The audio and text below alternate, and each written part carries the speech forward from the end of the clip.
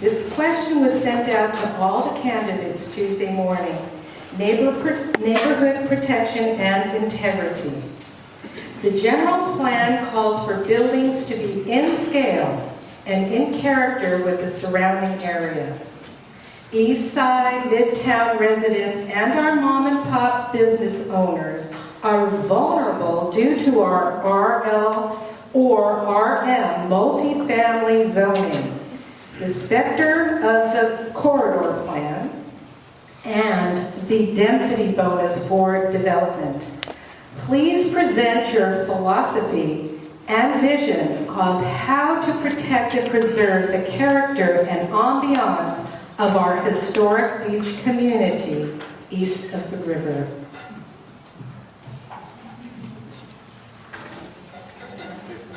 Phil. Thank you. Before you start with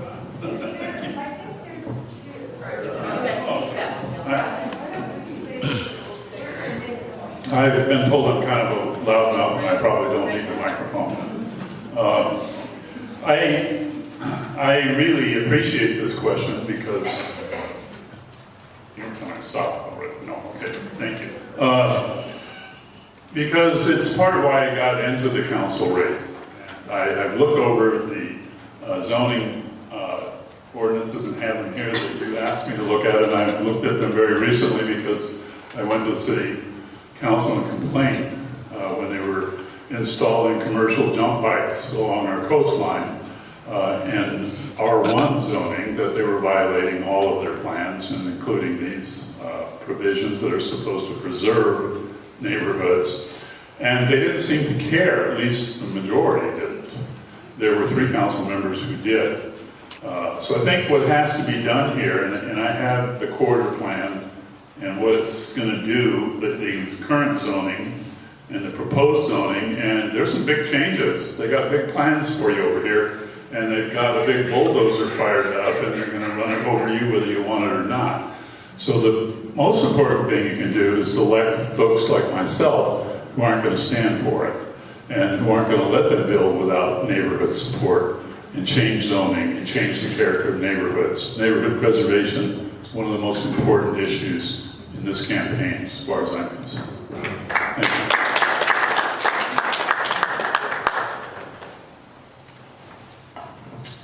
So I too have looked at all there's a couple pages of zoning.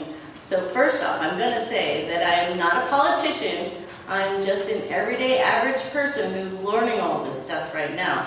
So try to be patient with me on that. But I have looked at a lot of this stuff, and me being in Seabright, I see our neighbors on top of neighbors. It would be nice if it didn't happen, but in Seabright, literally on one street, there's a house that's 2 feet away from the other house. And we have apartments, and we have condos, and they're next to $1 million homes. And it's kind of crazy. But I think that we can change some of that through SoCal Avenue, through the East Side, because we can change. I know change is hard, but we can do it. And we have to start thinking about how everyone can input and have good-looking buildings, have mom-and-pop stores again with the apartments on the top, have green roofs on the top. I think that's a fabulous idea that somebody sent to me the other day. I think that we have no choice anymore. We have to build, and we have to build for everybody, not just low income. But I think we can do it if we can just say it's okay for change. So the East Side, in my opinion, is a hallmark community for Santa Cruz. I lived on the East Side when I first moved to Santa Cruz. I moved on Seabright, and I've lived in the Seabright area twice out of the 10 years I've been in and out of Santa Cruz. And the one thing I love about living in this neighborhood is not only the feel of being in a neighborhood, but the fact that you can walk to almost anything in this neighborhood. If you want to go to clothing shops, gyms, restaurants, if you want to go see a play or a concert, it's within walking distance of your house. And many neighborhoods can't say that in Santa Cruz. You can walk to so many things, and I feel like when I started hearing about the corridors plan and learning from the people in the area what was happening in Santa Cruz, it really hit me hard because of the fact that I feel like we need to try to maintain these kinds of spaces in our community. I know that oftentimes people think of if we want to build new, we need to tear down what was old. And I feel like as a community, we need to embrace what is historic in our areas and maintain those places. When they propose some of the new developments downtown, they've been proposing to tear down current small businesses that are local in our community in order to build multi-use buildings that have commercial on the bottom and residential on top. And the question I have is, who's going to be able to move in and pay for those rents? Not the local businesses that were there before. And so we need to make sure that the community's input is included in any decisions that are made when we're thinking about the ways that we're going to develop, especially on the east side.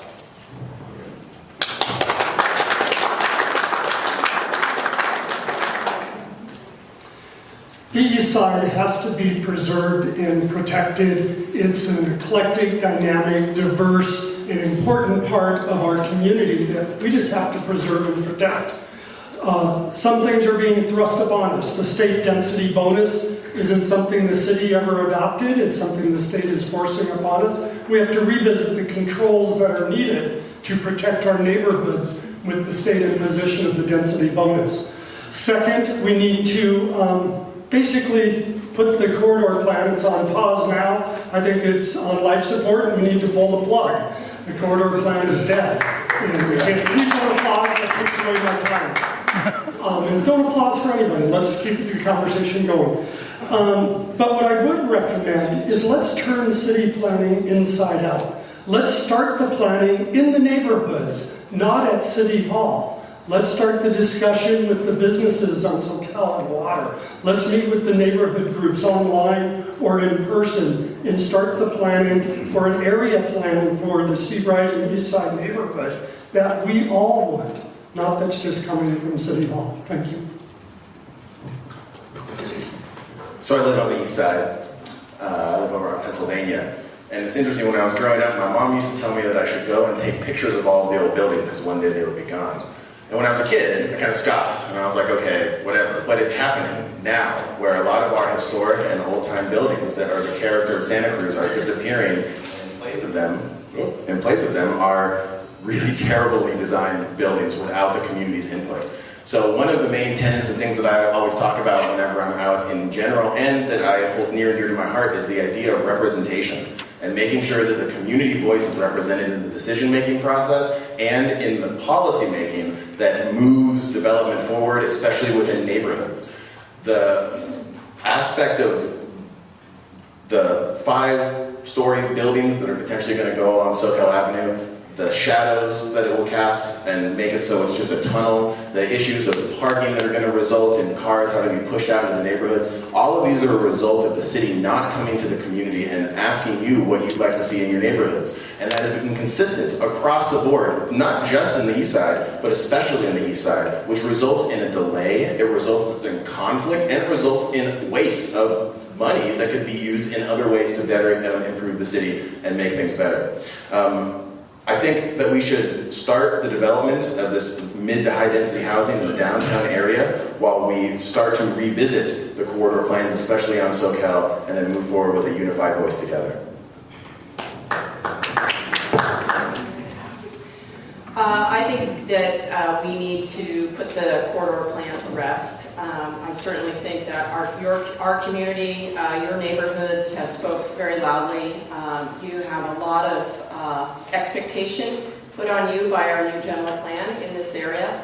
And I think in walking the neighborhoods over the last couple months, I get a very clear message that none of you are really ready to go towards the direction that is currently mapped for you in our general plan. So there's a few things we can do now as a community. One is to start talking again about what the future of the east side looks like. We do need to abide by our general plan. It's a legal document, but we can work on things like a specific plan or an area plan for your area. We can look at design review guidelines. We can look at design review processes.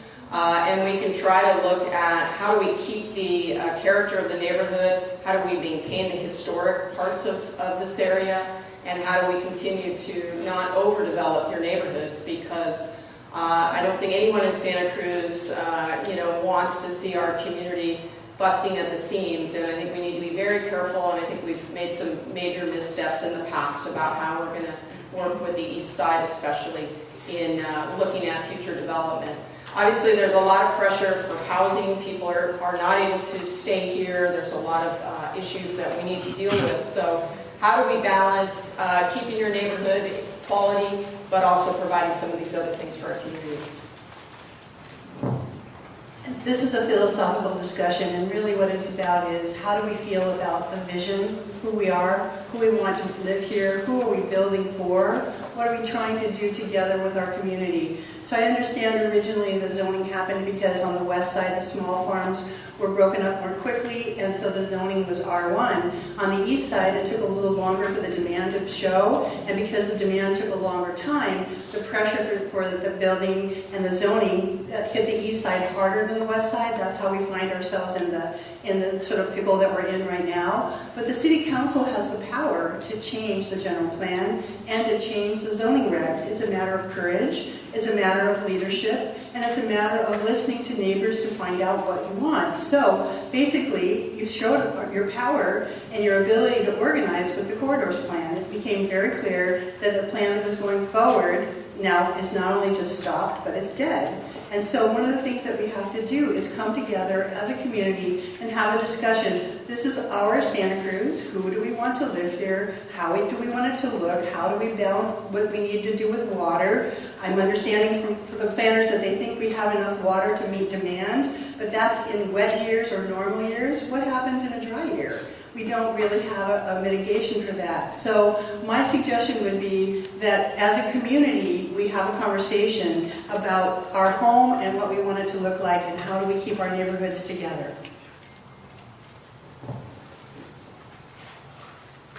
So here's the second platform that I didn't get to talk about. Number 2, sustainable housing. You know, the state is pushing down a high-density plan for cities because housing is such a need and it's in such a crisis right now. But are you tired of being told what your neighborhood's going to look like? Because I know one of the reasons I chose to stand up and do civic duty is because this is my home. This is where I grew up. And I love everything Santa Cruz has to offer. And I can remember going to other communities up north, further north, and there's lots of tract houses, and it's just everything looks the same. And I've always commented to people, and they look at me kind of like, that's weird, that's where it looks like where I'm from. And I'm like, that's not what it looks like where I'm from. And so I love that Santa Cruz has, every neighborhood looks a little different, and every neighborhood has its own little niche. And when we don't, you and I, don't come out and use our voices and tell the city council, tell City Hall what we like and what we want, then you don't get heard. So just as involved as you are right now, coming and listening to us and choosing who you want to represent you, please stay engaged, because your council candidates need your support. They need your voices. And if you don't like the way something is in your community right now, stand up, because that's why the corridor is now being discussed. And I don't know about you, but high-density housing in certain areas isn't the answer.